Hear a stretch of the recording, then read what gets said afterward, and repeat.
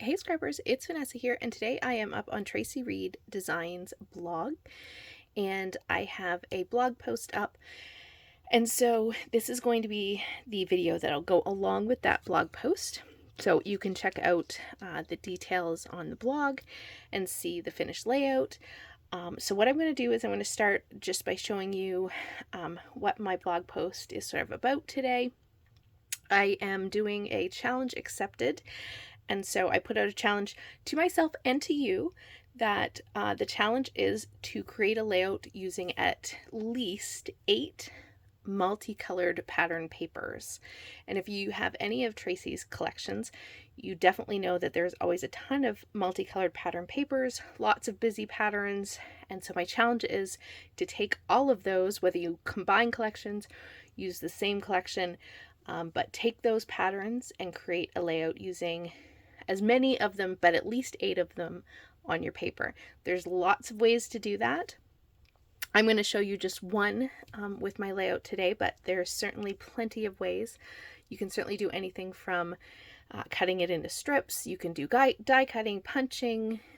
You can back cut files. You can just do a whole bunch of pattern paper layers, lots and lots of ideas. So like I said, I'm going to show you just one today. So before I got into actually creating the layout, I wanted to just do this quick intro. I'm going to show you here. I have gone ahead and taken the pattern papers. I actually took it from the traveler's notebook size, and I did make it a little bit bigger to kind of be able to print 2 papers per 8.5 by 11 sheet of paper. So it kind of sized the pattern papers down a little bit, but these are all of the patterns that I'm going to use. So like, as you can see, this is a lot. It could be really, really busy, but I'm going to use all of these on my page. So I wanted to be able to show you first all of the pattern papers that I was going to be using. I'm going to bring this in and I'm going to mat my photos with this ombre pattern paper. I believe I might use a different one, but right now that's what I'm thinking. I also have a whole bunch of ephemera from both the digital and the sticker sheet, as well as enamel dots. So that's what's going to build my page once I work with my pattern papers.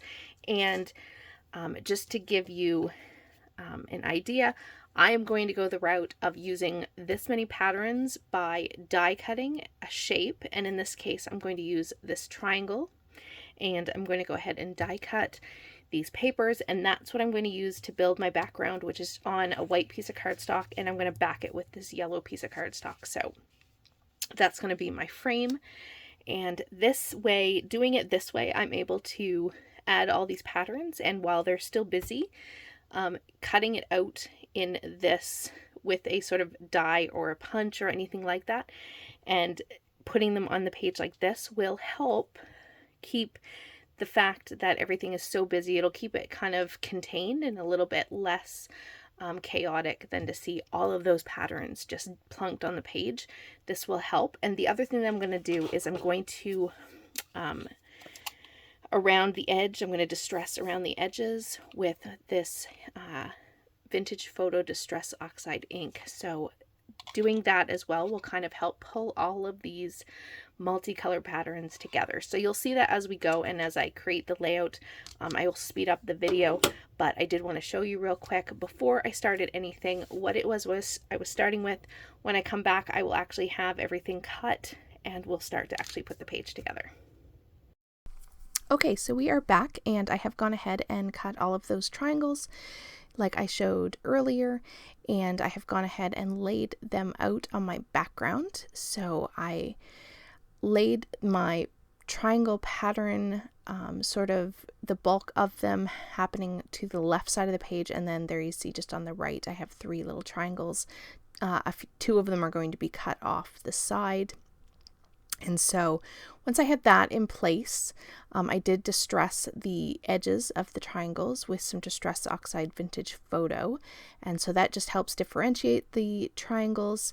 And because I didn't fill the entire background and I have some white space, it does help the layout not to feel quite as busy, even though I have a ton of pattern on this page.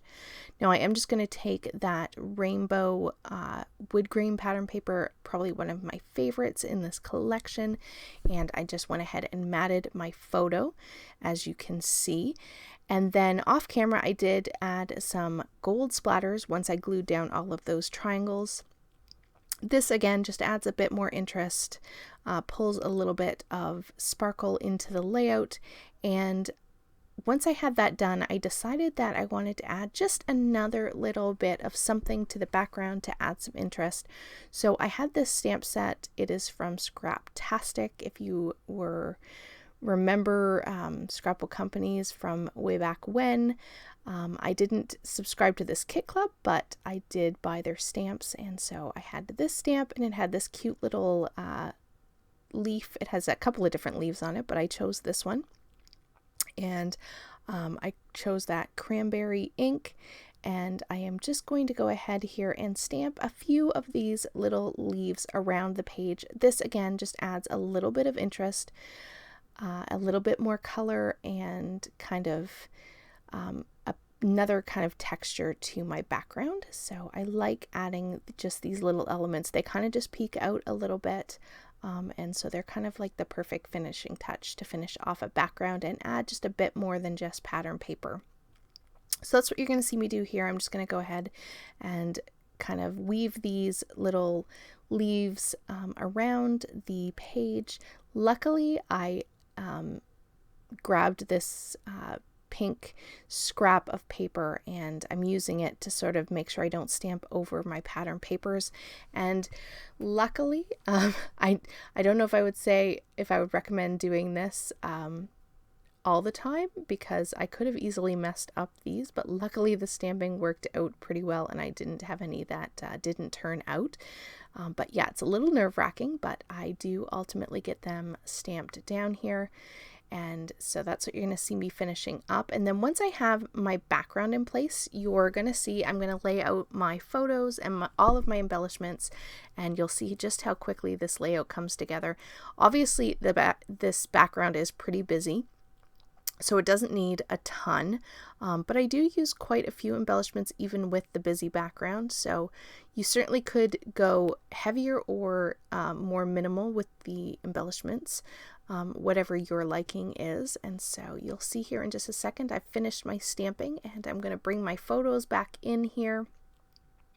And yep, I'm bringing them back in. Sorry, I don't know what I was doing off camera, but yeah, there are my photos. They are all backed, and now I'm going to take that little pile of embellishments and I'm going to create some clusters. I decided, since my photos were of the trees changing colors, that it was perfect to use these tree cutouts from the sticker sheet, and so I'm going to use those as my main elements for my embellishment clusters. And then, because I could not resist the little woodland creatures that are in this collection, I did go ahead and take 3 of those that are on the sticker sheet as well, and I'm going to use each one in each embellishment cluster. So I really do love how those little critters look on the page. They are so adorable. I also took a couple of little phrases that again are from the sticker sheet. I think everything on this page is actually from that sticker sheet, or the sticker sheets in the Bountiful collection. So it's a great one. If you need lots of embellishments, there are plenty to choose from, and they are so adorable.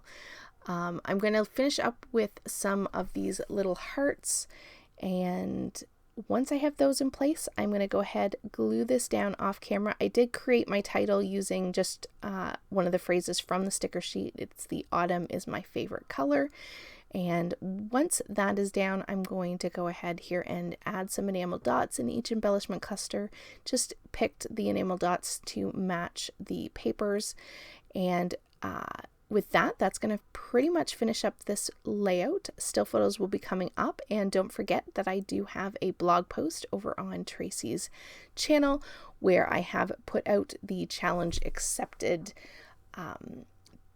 challenge to use those pattern papers, lots of them on one singular layout, and so if you end up playing along, be sure to tag us so we can see what you create. And if you haven't bought this collection yet, run over to the shop. It's a great one. So fun, so colorful, great for this time of year. So with that, guys, here are the still photos, and I'll catch you on the next one. Have a great day, everybody. Bye-bye.